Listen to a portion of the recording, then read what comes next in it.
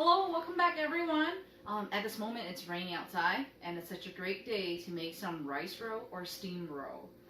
For this dish I will be using cake flour instead of the usual buy and then just mix with water flour that you get at Asian store.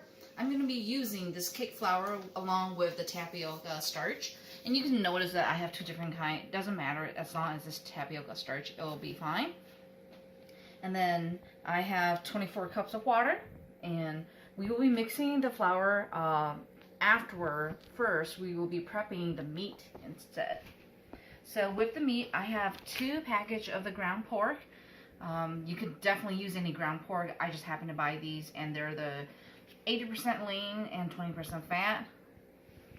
And then I use up a whole bundle of green onions, and I bought this at the store. It was just tied up together. I just used the whole thing. So we will be prepping the onion flour, green onion, and you can slice this in any way you want. For steamed roe, I tend to just use green onions. I don't use cilantro. That way it doesn't make it taste sour. For me, making steamed roe with cilantro will just have this sour taste that I do not like, so I don't use it. If you like it, definitely go ahead and use that. But like I said, I'm not using it. So just green onions.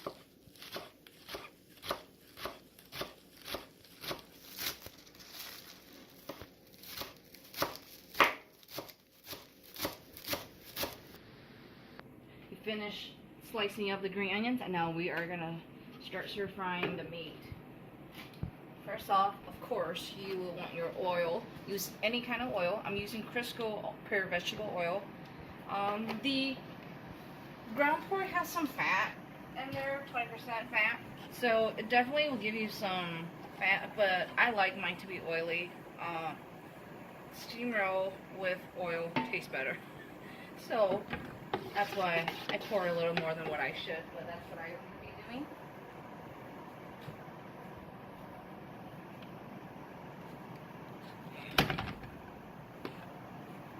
Go ahead and put in your meat.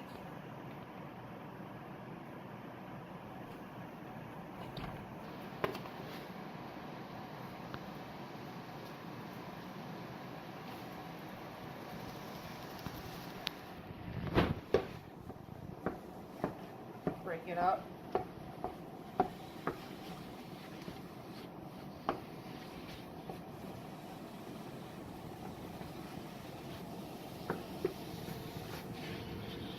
And then you're going to stir fry until this is fully cooked.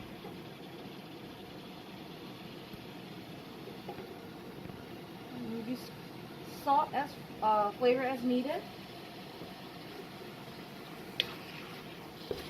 Some folks like to put in MSG at this point, or any other seasoning that they like. You definitely do so. I just like mine to be with salt itself.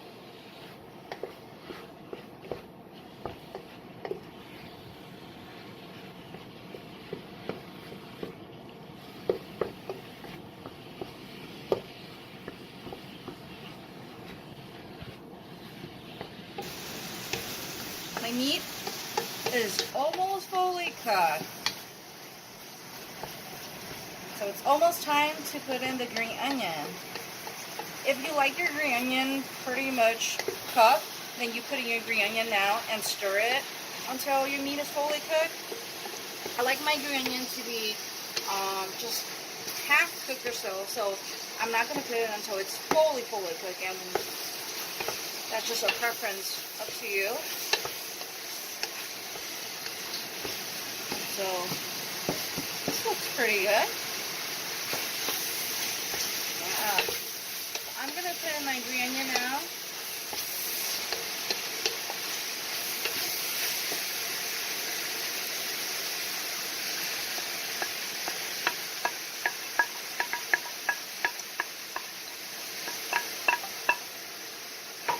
Turn off the stove and just stir.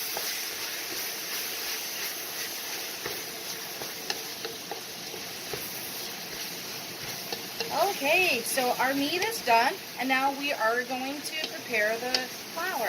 It's time to mix the flour. Again, we're using the cake flour. And I am going to be using a whole bag.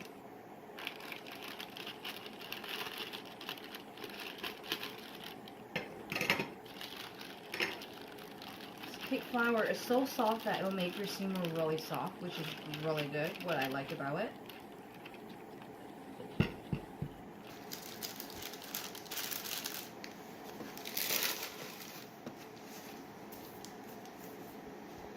And 2 bags of the tapioca starch.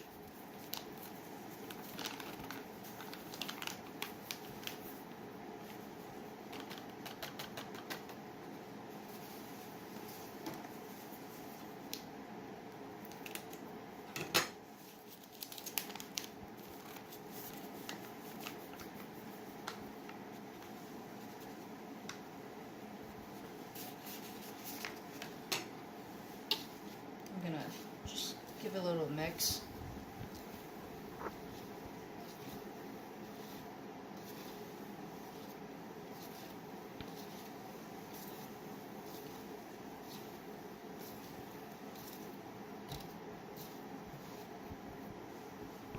Okay, and now that we're done mixing with the flour, we will pour in our water. Remember, 24 cups.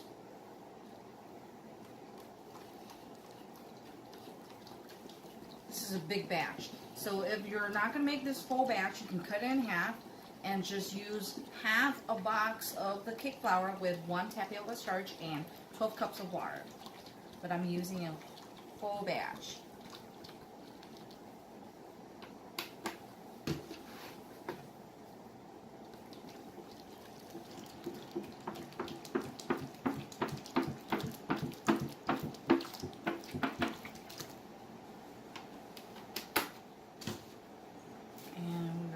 To mix.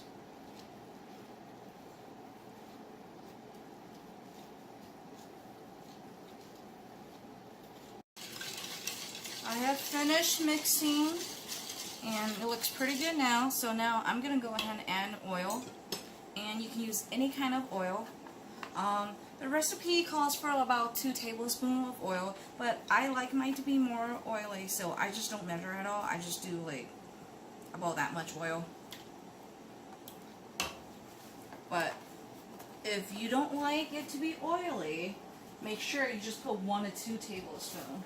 And this just ensure that when you put it into the pan to make the steam roll, that it doesn't coat directly onto the pan, it doesn't stick, and it will just be easy for you to remove the flour. Okay, so this is good and ready. And now we will heat up our pan and start making the roll. First, we are going to heat up the pan to about medium high. And we're going to let it sit and let it heat it up. Meanwhile, I will be using a pan coating to coat the pan itself, but I'll be using a napkin to wipe it off so that I don't have the cooking oil brown onto my steam roll flour. And you can test your pan along the whole way as well. So it's not hot yet. Just gonna wait a little more. Along the way, you can start coating your pan.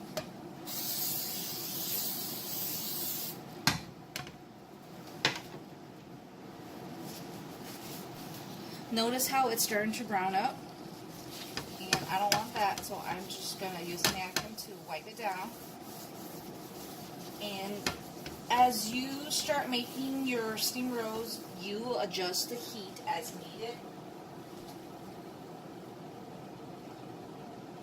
But keep stirring your flour and with the water as well. That way, the flour doesn't get stuck up on the bottom.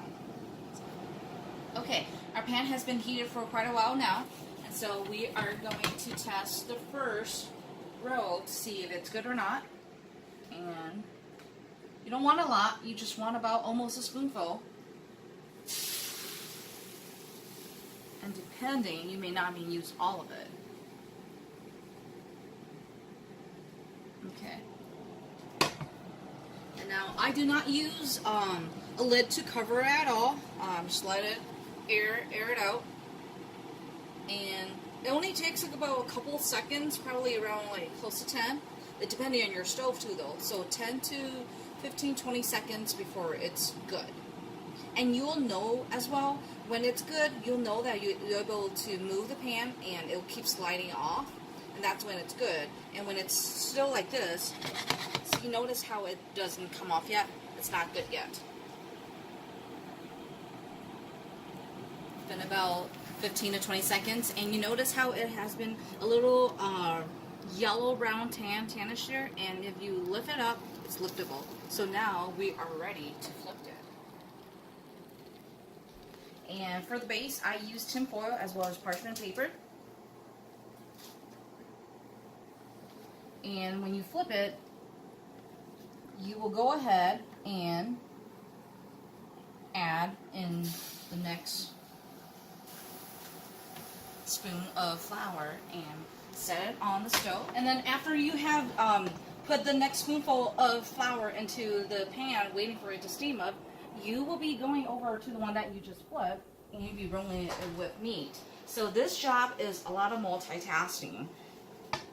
You have to be a little fast, otherwise the one that you just put onto the pan may have burnt or so. And if you don't want the edges, you can take that off. I don't mind that, so I'm just going to leave it on, make it easy. Okay, and that's your first roll. Remember to always multitask and keep stirring your flour as well. 1 spoonful. Put it on the stove. And while you're doing that, you come back to the one that you just flipped and roll. So, again, put as much meat as you like. And you start rolling by the back, the closest flap to yours. Just flap it over the meat, to the two ends, flap it over. And just roll. It's just almost like an egg roll. So just lay it down and go on to your next one. And just keep doing that until you finish up with your whole flour or meat. Alright guys, here's the finished product, the steamed rolls. And 1 batch of the cake flour with the 2 tapioca starch, depending on how much you scoop. And when you make your steamed rolls, you will get 1 to 2 small trays of these. And they are definitely really good, really soft in the long-term run. So if you put these in the fridge and heat up later, they'll still be just like freshly made. And that's what I love about this recipe. Now enjoy!